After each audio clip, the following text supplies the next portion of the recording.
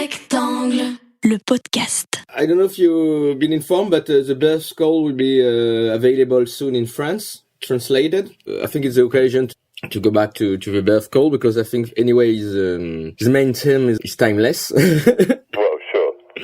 So, some people say that we never recover from our childhood. We never cure from our childhood. Or what do you think about that? Because of course the Birth Caul is about as well the prenatal state and then all the evolution of a human being. So do you think that people cure from childhood? I mean, when they have difficult childhood, of course. Well, I would say that to say that we never recover from childhood. Although I would agree with the broad sentiment, I think that is probably placing the childhood experience in perhaps too negative a light. That the way that I tend to see it is more in the sense of our childhood will always be a part of us.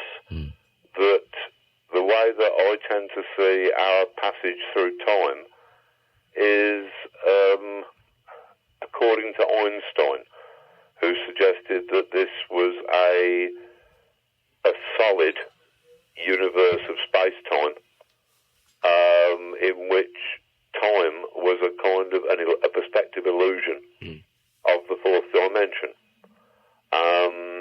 That being the case, then our existence has to be kind of taken as a whole, and we're almost like long centipede-like forms embedded in this eternal and unchanging space-time. And if that's the case, then our childhoods are as much a part of us as our body organs or our legs, in that sense. So our childhood state tends to predicate the adults that we will grow into, the shape that we will eventually take on. That is all determined in those childhood years.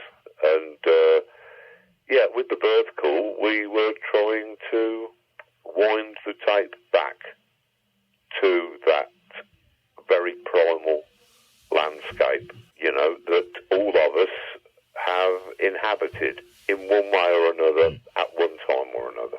What ancient says about the fact that time is circulatory is very interesting, but for some people we say that they have, in a positive way, they still have a child in them, which is that they can see things with new ways and with some kind of I'd say purity, but some kind of non-calculative or manipulative way.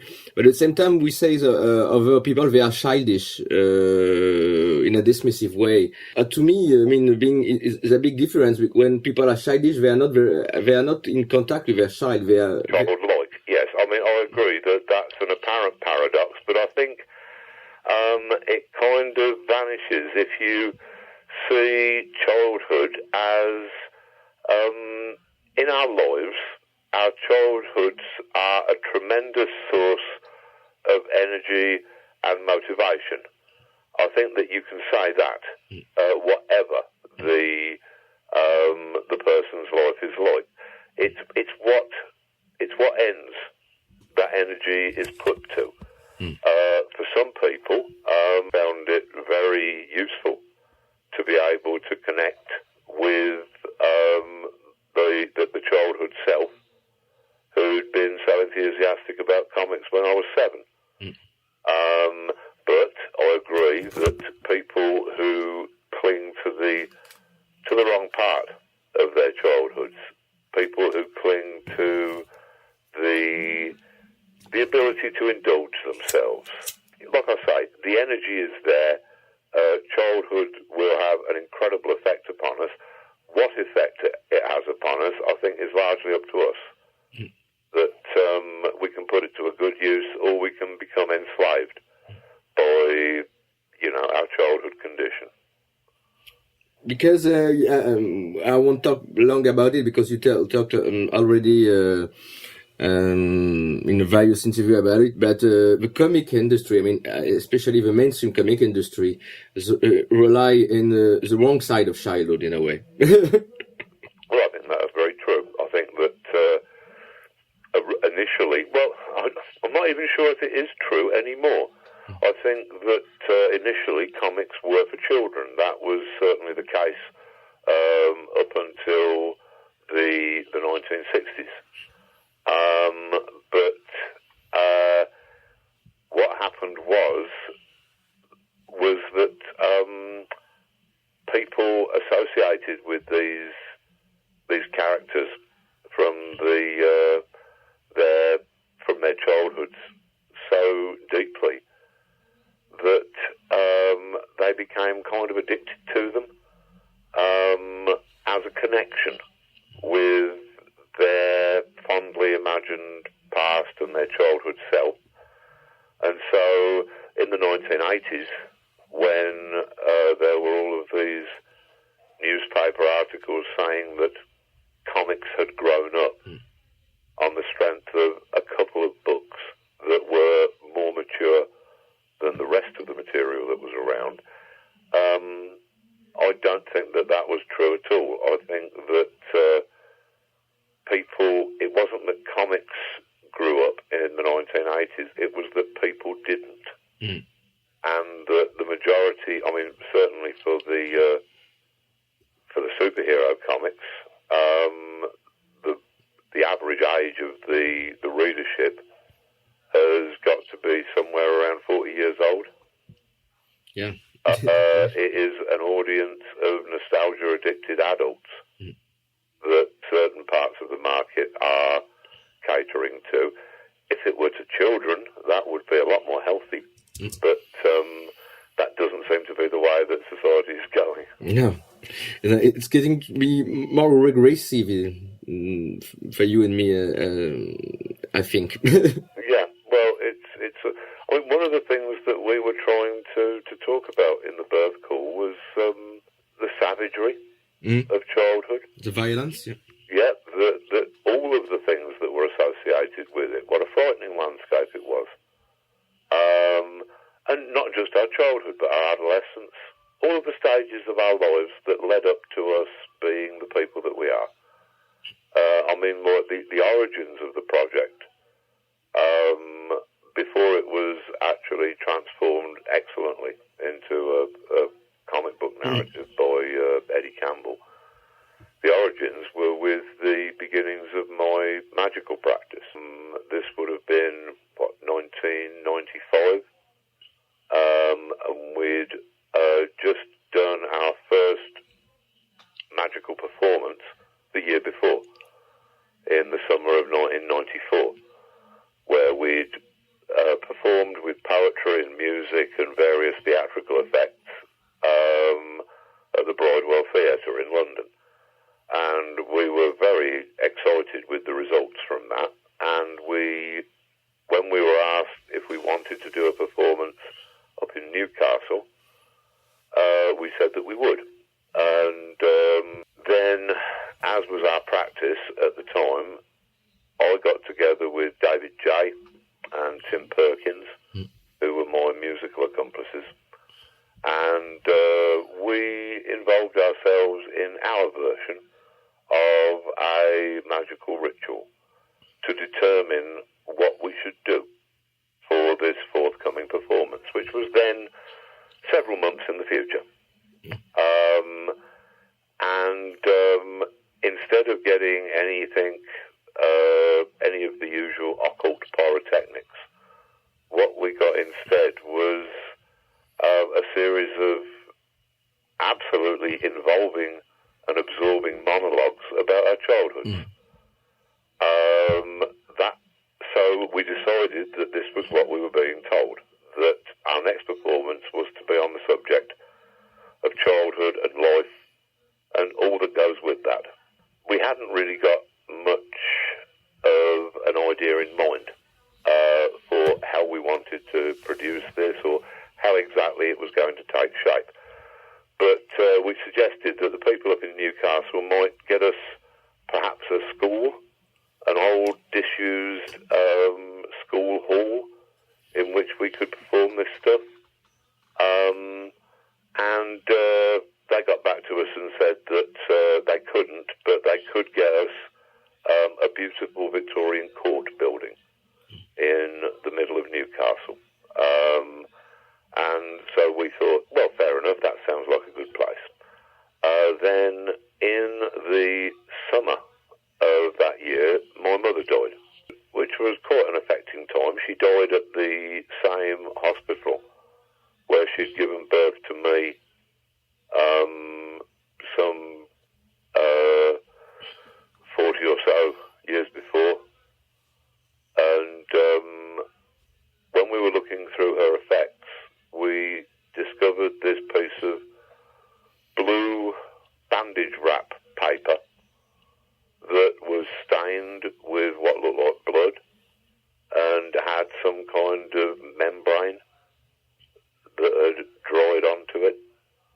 And I remembered that when my grandmother had died, my mother had been looking through her effects and had pulled out this same piece of bandage wrap and had exclaimed, "Oh, this must be our Jack's birth call." And so I knew that this was the birth call of my Uncle Jack, long since deceased. Knowing that birth calls had this superstitious significance, that they were said to protect people from drowning, and that they were much prized by sailors as a result of this, that they changed hands for large sums of money, I thought that this seemed like the central anchor upon which to fix this poem that I was planning for this performance. And so it all grew out of that. Mm-hmm. The performance was, I think, quite affecting. And then finally, after we'd finished the performance and we'd released the album, and I think that we discovered that actually not only sailors prized the birth call, but also lawyers. Apparently, lawyers in days long gone by would originally wear a birth call upon their head to signify wisdom. And apparently this is the origin of the modern day barristers' wigs.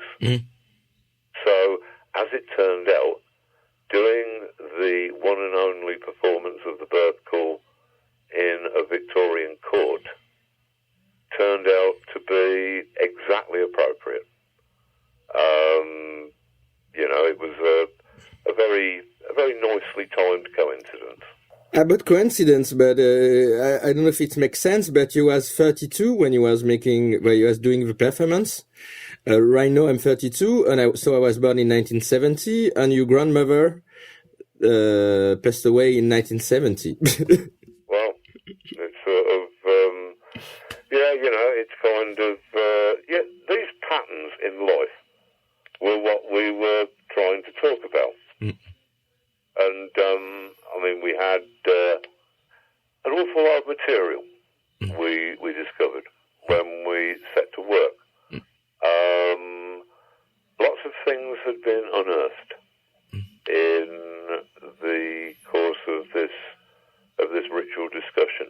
And it was a very intense experience. The actual recording of the birth call is the only one of the Moon and Serpent recordings which is absolutely live.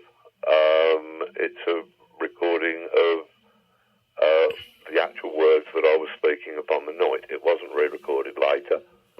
Everything that happens on that is what happened on that actual occasion, which lends it a certain power. This won't be audible in the comic book version, of course, but I remember that when constructing the music, I remember David J. had the idea that one of the things that he associated most with childhood was the sound of a playing card placed in the spokes of a bicycle wheel, which gave a very rhythmical, almost hypnotic sound. So he recorded exactly that sound and then treated it electronically, and that provided the basis for most of the hour-long musical piece that accompanies my reading. And so I suppose that what Eddie was doing when he adapted it into its comic book form, he was having to come up with imagery that would take the place of the music in the original presentation as an accompaniment to the words. And when he first suggested it, I really wasn't sure whether it was possible, but I knew that if it was, then Eddie would be the person to do it. And indeed, the job that he did was extraordinary. He really captured an awful lot of things that it was as if he'd been there or had seen photo reference. And I think that what he achieved with the art was similar to what I was hoping to achieve with the words, in that by writing about such specific things that were specific to my childhood, perceptions that I had when I was a small boy, by writing about those things so specifically, what I hoped to do was to achieve a kind of universality that people would be forced to remember their own equivalents of these things. Because I think that most of the things in the Birth Caul are pretty universal. Despite the fact that, yes, they are specific to me, but, there was that universal quality that we were aiming for, and I think that Eddie got that in the artwork as well. You said, I think last year in Nottingham in a conference with you, but showing people they are not alone is what art is all about. I mean, with a feeling or what. Well, this is it. It's sort of, and with the Birth Caul, by focusing upon these specific events, the texture of the linoleum under the family dining table, the mysterious patch of cobwebs under that table up in one corner, and a child wondering about what might have made those cobwebs. Just finding a pin on the hearth in front of the fire, looking at the shapes in the fire, the strange creepy moments that would often intrude upon an otherwise fairly carefree childhood. I thought that by accurately reflecting those moments, it would remind people of similar things in their own past that had affected them in the same way.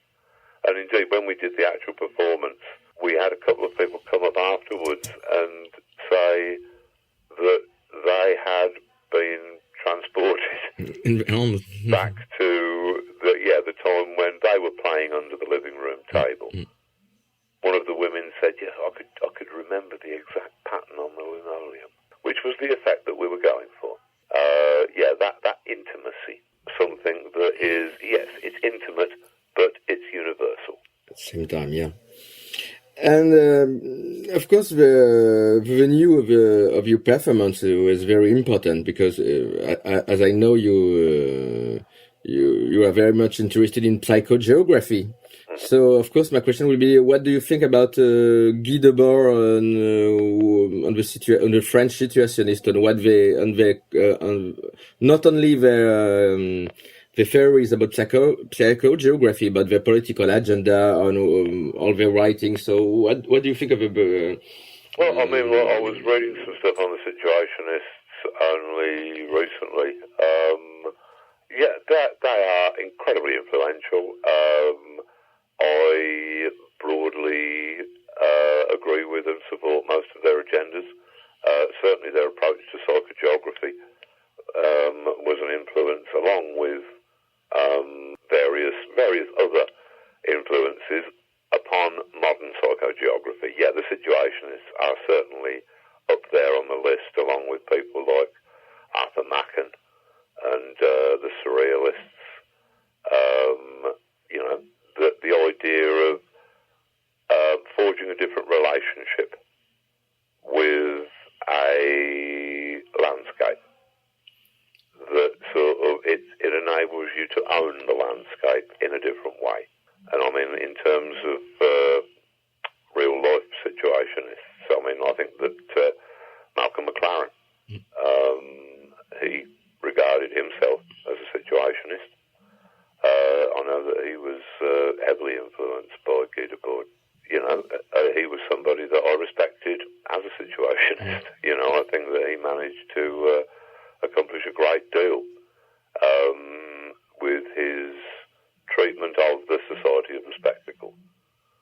I wouldn't say that situationism was the last word in those kind of ideas, but certainly a really strong formative influence that underlies modern psychogeography.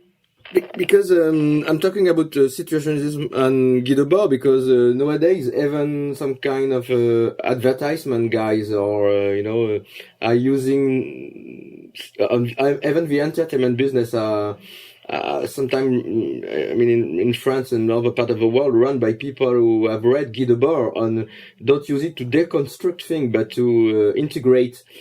How to say it? To integrate the criticism in what you can do towards society into the spectacle to make money. yeah. This is it. It's I suppose that even our most radical points of view will eventually be assimilated. Things that the revolution will be televised. Yeah. But points of view that we may have thought were incredibly radical or would change everything at the time. Yes, they do become tomorrow's advertising campaigns. This is an unfortunate fact of modern life. I think that, with the Birth Caul, what we were trying to do was to cut through a lot of our somewhat disjointed modern consciousness of living. The way living seems to us now, which is shot through with advertising slogans and with commercial agendas. We could get back to this primitive state, not as a culture, but as individuals. As individuals, yeah. That we could conjure that landscape that was our starting point, and that we could make some comparisons between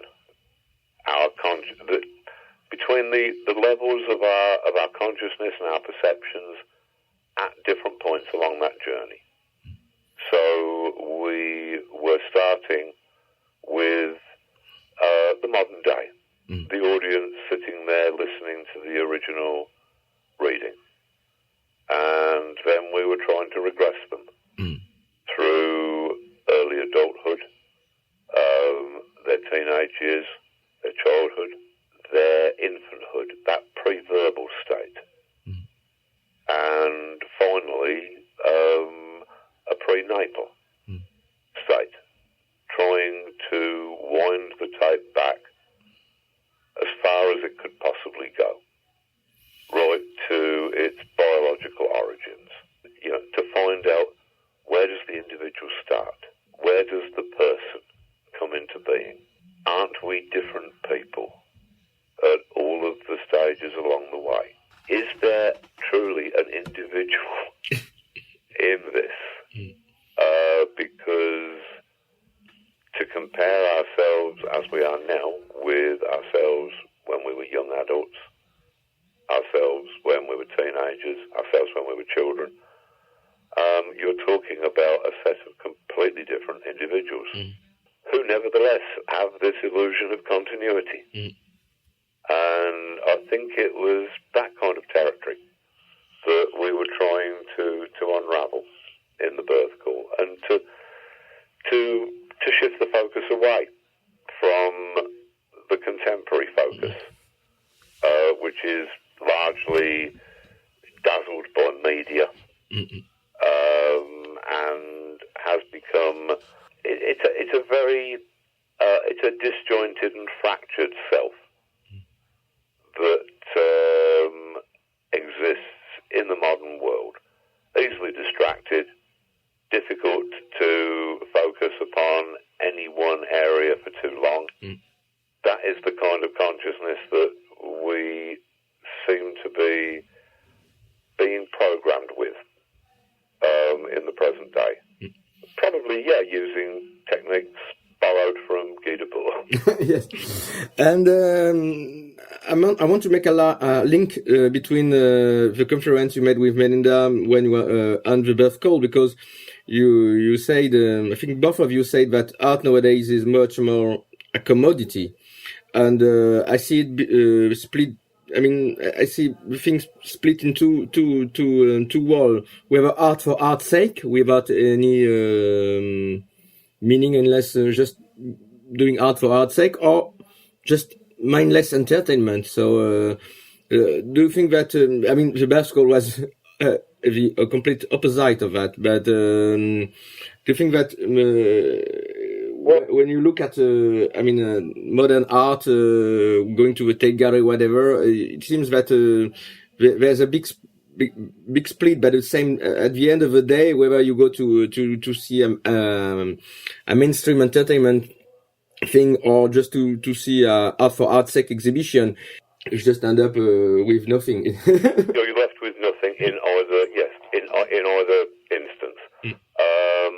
I'd agree with that completely. I think that our popular culture is devouring itself, has apparently not had a single new idea in the past couple of decades, is endlessly just recycling previous ideas. The movies are largely remakes of something that was popular in the 60s or 70s. This is at the lower end of culture.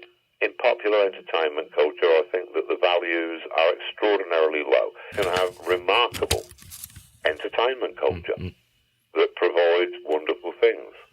And certainly at the upper end of the spectrum, when you're talking about contemporary art, you've got equally the same kind of vacuum, where it's largely conceptual art, but the concepts, they're not really concepts of any great human importance. They're more like concepts that somebody at an advertising agency might come up with. You know, it's not saying anything very clearly, but it's saying it in a pretentious way, and there's little of any real substance there at all. I mean, I have argued in, I think, a couple of occult journals that contemporary occultism and modern art could both benefit immensely by taking on each other's values. If occultists were to regard their rituals and the things produced by those rituals as a form of art, that would provide some standards, and it would also provide an output. It would provide an expression that people could look at and could judge. It would make it a much more vital field. At the same time, if artists were to regard their work as a form of magic, I think that would re-empower their work, would give it relevance. I mean, this was what we were trying to do with all of our Moon and Serpent presentations, the Birth Caul included. We were attempting to treat art as if it were magic. We were putting all of the meaning and the energy that we could into every part of the performance. it wasn't enough to just produce a vague idea that sounded clever but actually had little human input. And it wasn't enough to simply entertain with an empty spectacle. What we wanted to do was to use the immense power of art, the power of music, the power of the spoken word, to combine these things with aspects of performance and to really communicate to the audience something which we felt was important and needed to be said. There isn't an idea of any importance behind most modern entertainment or most modern art. But do you think you was quite lucky in a way not going to art school? Because... Yes, of course I was. This is perhaps contentious, but I really do think that being expelled from school was one of the best things that ever happened to me in terms of education. I think that it allowed me to reapproach subjects that I had almost been completely alienated from during my school career, and to reapproach them with energy and enthusiasm. Subjects such as history were always impenetrable and dull to me while I was at school. Once I had left school, I found them incredibly fascinating. Mathematics, again.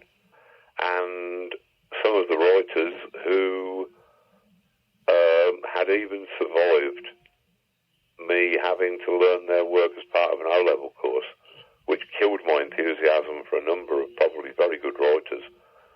But reading them again outside of the confines of an academic institution, I was able to actually understand them and appreciate them and to see the fire that was in them. So, yes, I am not wishing to disparage art schools because in the current climate, even art schools are an endangered species. But I would say that while, yes, to get a job in media, to get a job in this or that, probably you do need degrees from some sort of art school or academic institution. But to be an artist, I would say that in my experience, you do not need anything other than the burning impetus to be an artist. That if you've got that enthusiasm, if you've got that urge, then the rest will probably take care of itself, even without any academic backing. That's what libraries are for. Although, of course, libraries themselves are an endangered institution in our current times. But, there is an internet, and I believe that it can be used for other things than accessing pornography. It might be useful to look up a few facts or, things like that now and again. It couldn't hurt to try. Because I think as well that some artists, whether they want to work in popular culture or contemporary art, as well, are afraid to be marginalized. So whether they follow what the producer tells them for mainstream, or what the institution in France, for example, because there are lots of grants, or in England, Saatchi. Yeah, absolutely. So do you think, as well, maybe fear is a main enemy of art? Of course it is. To be an artist in a sense that I would think of as a genuine artist, I think you probably have to be, to some degree, fearless. One of my favourite stories about one of my favourite artists, who is the artist William Blake, Yes. concerned a visit to Blake's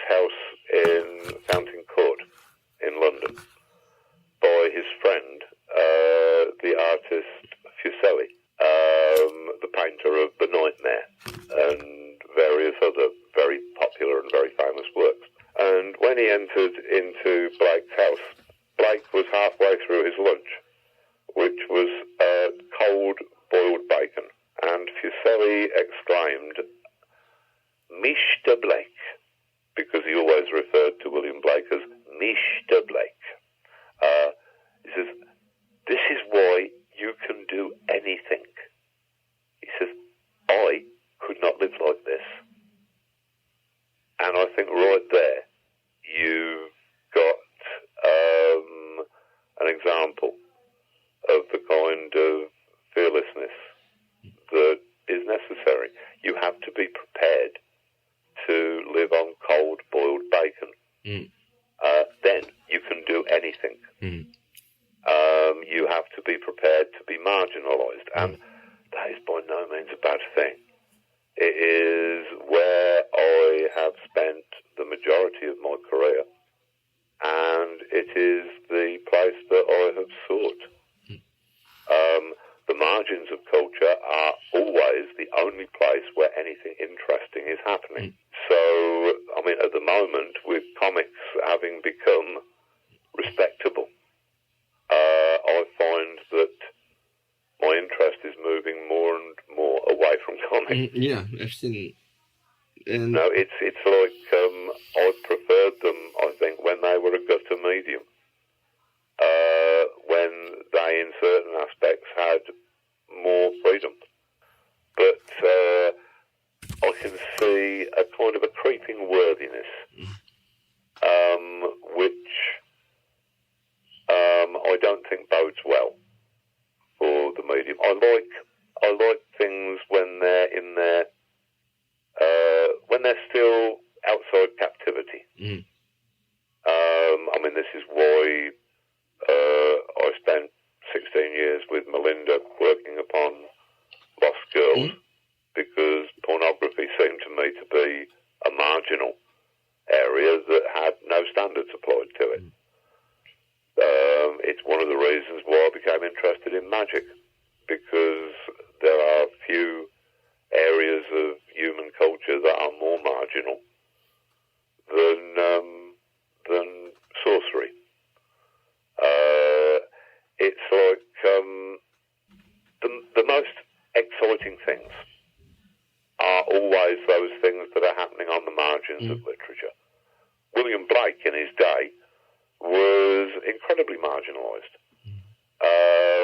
He, I don't think, sold a single picture.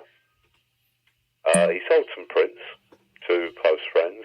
He had one gallery exhibition, and it received one review which said, "Mr. Blake is an unfortunate lunatic." And that was it. Yes, he was marginalised, but as it turns out, he was William Blake. Most of the people that I'm interested in have led lives like that. H.P. Lovecraft, somebody else who I have a great deal of interest in. He was somebody who, in his lifetime, never saw any of his work published in book form, who was working in the despised pulp publishing industry, which he himself thought of as worthless and vulgar. You know, it's sort of, and yet he stuck to his guns. He didn't do what he thought would be popular. He did what he thought he needed to do. The same as William Blake has done. The same as any true artist should surely attempt to do. And I would like to play the devil's advocate, but what do you think of people like John Cassavetes, who was making commercial films to have money to fund his own independent films? Well, I've got no problem with that. We all have our different... It's very, very difficult to actually create worthwhile art, especially in the modern world. It probably always has been. Certainly, I've got no problem with John Cassavetes doing commercial features to fund his extraordinary body of work. I mean, I've done similar things myself. myself. You know, like I, back in the day, when I was doing Lost Girls, From Hell, Voice of the Fire, and initially Big Numbers. Big Numbers was selling really well, but that was derailed for other reasons. But From Hell, to start with, when it was coming out in limited editions, of one small volume or an episode at a time, it was only read by about sort of 15,000 people, something like that, which is not really enough to make a decent living out of. So, yes, I did other work that was commercial work. I always tried to make it as good as I possibly could, given that it was commercial work. But, no, I've certainly got no problem with whatever strategies people use as a means of getting the work that they care about in front of the public. I'm thinking of you. I'm making the analogy with Scott Walker or another pop star. It seems that people again and again want him to sing "The Sun Ain't Gonna Shine Anymore," and he's going more advanced work today, much more sophisticated work today. So, how do you cope psychologically with people who want to have do us another Watchmen or do us another Swamp Thing? Ignore them as Scott Walker has done, and admirably so. Much as I loved his Jacques Brel songs, I wouldn't ask him to keep repeating them for his entire career. And this is something that people have to understand in their relationship with art. I think that it's something that we've got the idea from commerce that all of our entertainments, all of our arts are a commodity that is there like tap water is there. That if we turn it on, it will be there. And say the comic companies have, of course, fostered this idea by stealing most of the characters, well, all of the characters from their creators, so that it is the companies who control the characters. Then they can continue to supply the adventures of Superman or Captain America or Spider-Man long after Siegel and Schuster or Jack Kirby or Steve Ditko are out of the picture. But no, you will get people who, yes, they really loved some piece of work that you did 20 years ago, and that's great, that's fine. They can reread it, they can, treasure it. But if you're still alive as an artist, then you are going to be moving, you're going to be progressing. I think that one of the biggest dangers that a lot of creators can fall into is the fact that after many early years of struggle, they will hit upon some formula that everybody likes. And that will be their golden rut. And they will continue to work in that same furrow for the rest of their careers. That all of their albums will be trying to recapture that album that did so well. All of their books will basically be new versions of that book that they had the big success with. I think that to be a real artist, you have to keep progressing. If you're not moving, then you're dead. As an artist, that sort of you should always be seeking out the most difficult things, the things that you don't necessarily want to do. I think D.H. Lawrence said you should immerse yourself in the least desirable element and then swim. That is the only brave thing for any artist to do. And by the way, just to resume that, what Mike Love said to Brian Wilson when he was coming up with in The Beach Boy with Pet Sounds, he said, "You fucked up the formula." Yeah, yeah, that's sort of this is it, and that is what artists are for. They are there to fuck up the formula. Yeah. That is the noblest thing that any artist can do. Art should always be working against formula.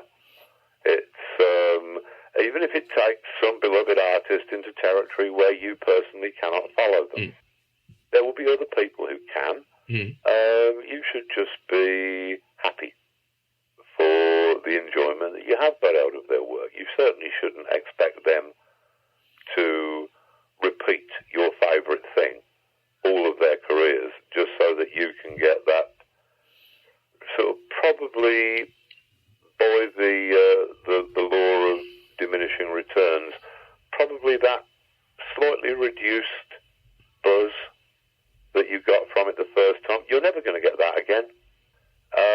As I would imagine that people are perhaps finding out with these Watchmen prequels, that there's no point, that it's not going to recapture the excitement of the original just because you've got the same characters.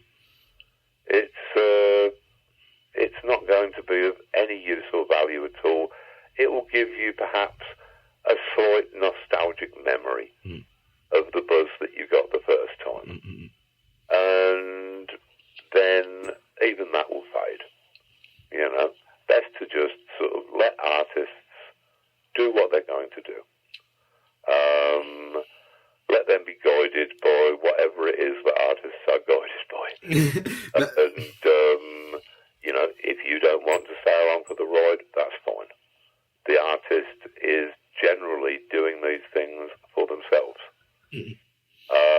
You're generally doing something because not because it's what your readers wanted, but it was because it was the thing that you needed to do.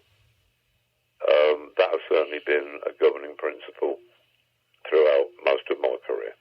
Yeah, but do you think you are quite strong? Because, I know some talented artists who just become to be self-caricature because once they bite the apple, they are addicted to a certain comfort and a certain fame. And so... Well, I think that you'll find that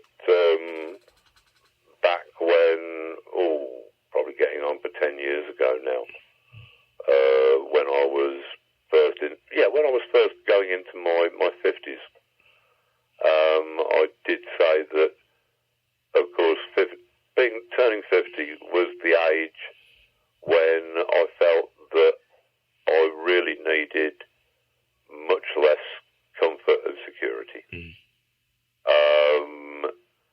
These things are a trap, a velvet trap, but a trap nonetheless.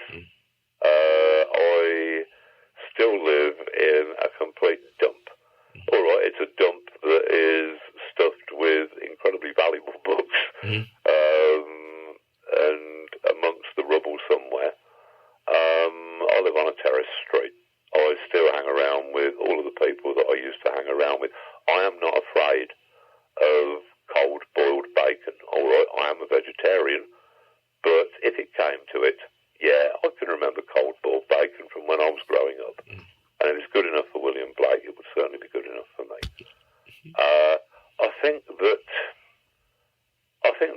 there might be some truth in what you say, in that the majority of people in the present cultural circumstances seem to be flinching, cowering, to feel lucky that they've got a job, and not wanting to do anything that's going to do anything other than maximise their opportunities for success.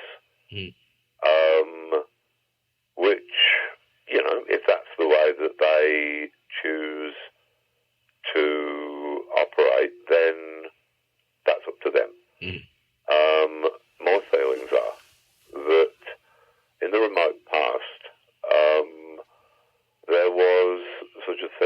has the bardic tradition of magic. In the bardic tradition, you didn't have to worry about some local witch doctor or sorcerer putting a curse upon you, because that was a relatively minor thing. If someone puts a curse upon you, then maybe your hens will lay funny, or somebody will die of a disease that they would probably have died of anyway. The problem would be if a bard were to place a satire upon you, because that would destroy your reputation in the eyes of your friends, in the eyes of your family. If you were honest in your own eyes, and if it was a good enough satire, then centuries later, people could still be laughing at you. That was the power of the artist. If you trace any art form back to its origins, then you've got some witch doctor in a cave by firelight, perhaps with antlers tied to his head or her head, inventing painting and music and language and dance and theatre. All of our arts, the whole of our culture, seems to derive from shamanic origins, when these practices had tremendous power. Look at that, the recent Werner Herzog film about the cave paintings. I've forgotten its title for the moment. No, I see what you're talking about. But it's sort of, back then, these images had got an awesome and sacred power. Back then, words had that same power. Almost the whole of magic is based upon linguistics. Traditionally, it shares a vocabulary with poetry. We talk about evoking or conjuring in both magic and in poetry. The big book of spells, the grimoire, is just another way of saying a grammar. Even to talk about casting a spell may, at least Aleister Crowley seemed to think that was simply to spell something. And he said that the best book of magic that you will ever own is an etymological dictionary. And I tend to agree with him on that. These things used to have such enormous power, and yet, somewhere along the way, artists have been convinced that no, they are not powerful magicians. They are mere entertainers. That they are lucky to be able to find work. There is nothing awesome about them or about the things that they produce. I would say that is largely a matter for the individual artist to decide. And my choice on that is that that's not how I choose to see myself as an entertainer. And if that sometimes leads me into unprofitable territory, then I'm more than happy to take on any hardships that come from that, because of the enormous freedom and liberty that allows me. It allows me to produce works like The Birth Caul, or Lost Girls, or Jerusalem. Yeah, without anybody telling you what to do, That's it. It's sort of, this is, because I am not afraid of cold-boiled bacon, I can do anything. And I don't know if you know the French fable about the hare, the rabbit, and the turtle. Yeah. The rabbit is sure to win the race. Oh, sure. She's got the hare and the tortoise. Yeah. Sort of, but it's, I think that just doing it right,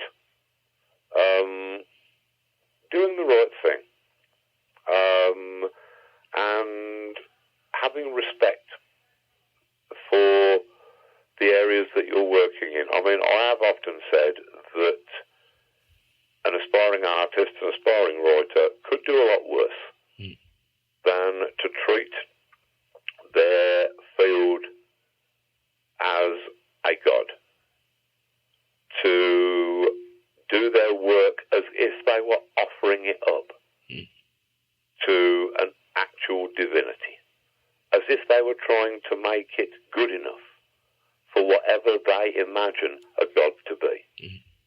I mean, it doesn't matter if the gods are really there or not.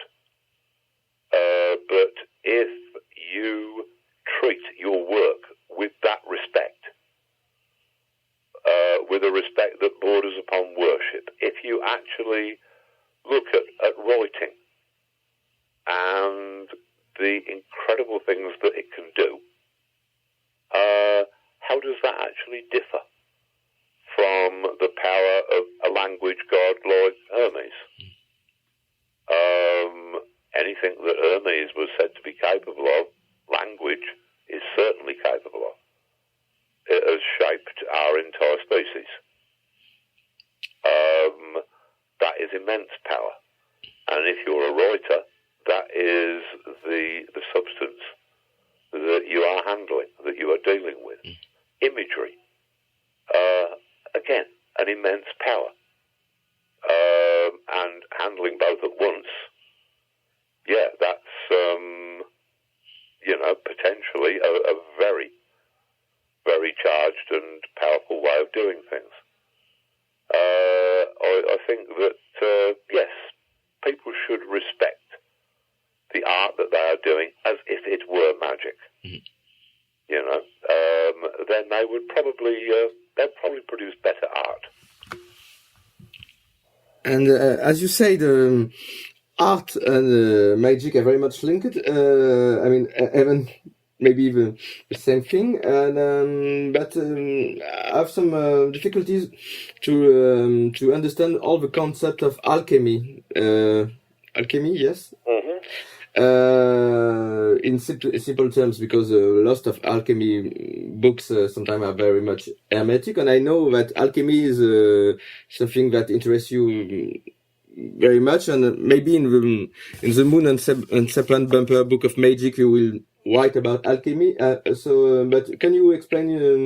We do talk about alchemy in the bumper book of magic. We cover a couple of the alchemists, and I mean, basically, alchemy, the word itself derives from chem, K-H-E-M, which was ancient Egypt. And in chem, they were doing a lot of metallurgical experiments. They were creating new alloys, and they were, as was their practice, associating these new alloys with a certain planet, a certain colour, and it is from these sources that alchemy and, of course, chemistry both derive. Now, the alchemists, there seems to be almost two different sorts of alchemists, although a great deal of overlap between them. And you could basically divide it into metallurgy and metaphor. On the one hand, there probably were those people who were definitely trying to produce material gold.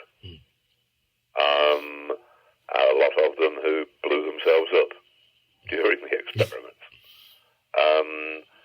The other source of alchemy, it's the gold that you're seeking is the golden self-aware state that potentially exists within any individual.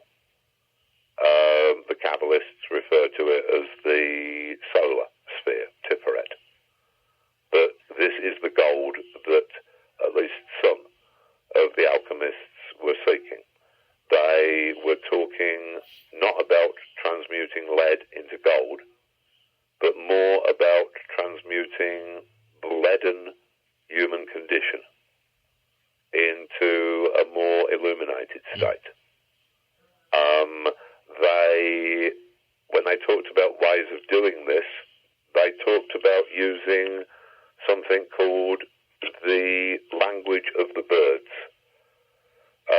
by which they meant a particularly intense form of poetry that they believed would be best suited to convey some of their ethereal alchemical ideas. And it's worth remembering that Monteverdi, the man who pretty much created, at least in the West, opera, that he was a practicing alchemist, and that he designed opera as a composite form of art that would include fabulous painted backdrops, that would include lyrical and poetic librettos, that would include music, that would include wonderful costumes, that would include acting, that would be designed to overwhelm the senses and to convey their meaning to the audience in an immersive way, which was certainly one of the techniques that we found ourselves unconsciously adopting when we were doing the Moon and Serpent material. It's like with alchemy, you can see that at least some of its practitioners were talking mainly about a very specifically applied form of art that you don't even have to look as far as something like alchemy, but even in, say, the Catholic Church, you can see the same attempt to overwhelm all of the senses at once. You have the sonorous organ music. You have the light coming through the stained glass windows and providing a kind of primitive light show. You have the incense burning in the senses. You have all of this stuff. You have the lyrical words and the incantations. Most modern religion is attempting to do the same thing, to overwhelm the senses of the individual and to almost create a kind of fugue state in which the religious experience, for want of a better word, can occur. And I think that this was the aims of alchemy, and I think that when I was talking about opera, and Monteverdi's conception of opera as a vehicle for alchemical ideas, you can see why most of the early operas are in fact based upon alchemical themes. Most of Wagner's work, a lot of Mozart's, that these are dealing with, a coded version of alchemical philosophy. There's probably a lot more to it than that. But it's really a good starting point to to understand. Yeah. And just one last question about Nemo is just out, will be out soon. I mean, in France will be out soon. I think it's already out in England and America. And would like to know when will be the chance to read Jerusalem. Jerusalem.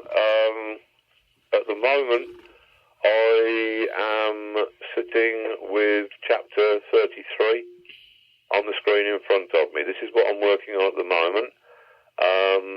There are 35 chapters in Jerusalem, if you include the prologue and the epilogue.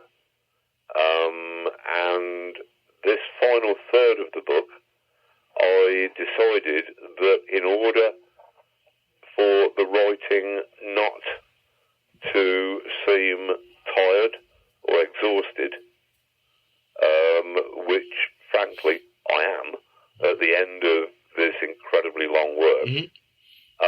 But in order to not let the writing be exhausted or tired, I decided the only thing to do was to set very, very precise restrictions to make this third section of the book much more difficult for myself, which would force me to up my game, to actually work at the very limits of what I am capable of. So therefore, I've got one chapter that is based upon the experiences of James Joyce's daughter, Lucia Joyce, and which is written in an approximation of her father's language.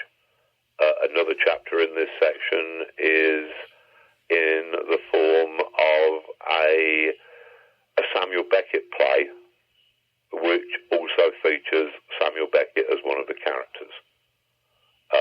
Another chapter which deals with the Gothic origins, or the origins of the Gothic movement in Northampton and throughout the rest of the world. That is written in the style of a noir crime narrative. There's all these different forms and styles that I'm adapting for this final third of the book, and I know what the last chapter, chapter 34, is going to be written like, and I know what the epilogue, chapter 35, is going to be written like, which just left me with chapter 33, and I couldn't think of a sufficiently different form to do it in. Then I realised, after talking with Steve Moore, that the form that I was avoiding was doing it in verse. So I've decided, yes, all right, chapter 33 is going to be entirely in verse. And I am, I think, about 27 stanzas into it, out of 90 stanzas. As for when Jerusalem is finished, then people will see it. But I am very close to the end. I'm hoping that it will be out next year. Great. It's sort of, I know that I have been saying that for a number of years, but sort of, it's important. I mean, I waited for a long time before I made up my mind as to how to do this particular chapter. And if it took that long to make up my mind, then that's how long it took. Yeah. But on the other hand, I am very, very pleased with the way that the work is shaping up. I've gone through my moments of doubt while working on it for this 6 or 7 years. But no, I am very pleased with the way that the final work should manifest itself. You know, so no, you know, I hope people enjoy it. Yeah, I'm sure that. Yeah, just one last question about that. Each different chapter with different exercice de style exercise. Do you think it's influence your mood as well? The way you think and you are, because each time you adapt your style, whether it will be a James Joyce influenced work or noir crime. It completely changes the way that you think and the way that you feel on a really profound level. When I was doing the James Joyce chapter, it changed the way that I actually constructed language. I would find myself having to resist the urge for a couple of weeks after finishing that chapter to make everything that I said into a series of compound words, because I'd started thinking like that. Doing this current chapter in verse, because I've chosen a very unusual verse form. I mean, it's all in iambic pentameter, 10 syllables a line, and it's in 6-line stanzas. And the verse form that chosen is ABCCBA,